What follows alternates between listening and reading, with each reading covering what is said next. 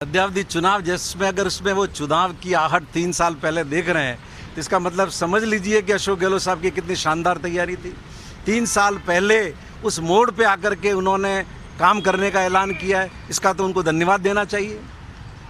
एक हमें याद है जब भैरों सिंह शेखावत का जो समाधि स्थल बना था वहाँ पे उनका जो विद्याधर नगर में, वहाँ पे अशोक गहलोत ने वो ज़मीन दी थी और कल उन्होंने किरण माहेश्वरी के नाम से सरकारी कॉलेज करने की घोषणा की है।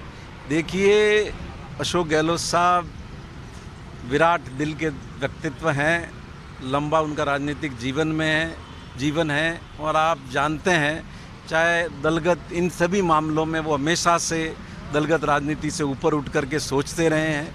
कोई भी प्रतिपक्ष का सदस्य हो, कोई भी हो, किसी भी रूप में भी बीमार हुआ हो, कुछ भी हुआ हो, तो उन्होंने हमेशा बहुत दिल से सहयोग किया है। और अब उन नेताओं की स्मृति बनाए रखने के लिए भी जो ऐलान पहले भी उन्होंने किए हैं, अब भी उन्होंने किए हैं, तो इसका स्वागत किया जाना चाहिए। संयम जी, बीजेपी है वो लगातार हमलावर होती रही है सदन में, अब जब डिबेट होगी तो भी हमलावर होगी, लेकिन इस बीच उनके दो बड़े नेताओं के बीच कल एक बहस हुई थी, गुलाबचंद कटारिया और कैलाश मेघवाल के बीच में। एक दूसरे की प्रतिभा पे कई सवाल उठा रहे थे, क्या आप इसमें कुछ कहना चाहेंगे? देखिए, ये भारतीय जनता पार्टी में भीतर ही भीतर 2023 के मुख्यमंत्री की लड़ाई चल रही है और अभी आधा दर्जन से ज़्यादा लोग साफा या चुनरी पहन करके घूम रहे हैं कि भाई हम 2023 में ओथ लें, तो ये उसी सब का हिस्सा है और इसीलिए एक दूसरे पर कीचड़ उछाल रहे हैं, एक दूसरे पर टीका टिप्पणी कर रहे हैं, जो मैं समझता हूँ कि नहीं होनी चाहिए। मेघवाल ने कहा है कि पीएससी के भी अध्यक्ष है गुलाबचंद कटारिया और नेता प्रतिपक्ष भी एक को इस्तीफा दे देना चाहिए। क्या है?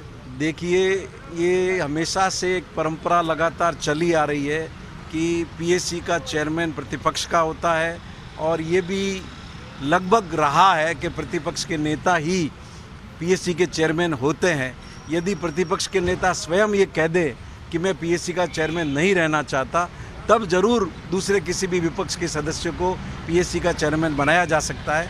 पिछले 2 साल से मैं कटारिया साहब के साथ पीएससी के मेंबर के रूप में काम कर रहा हूँ।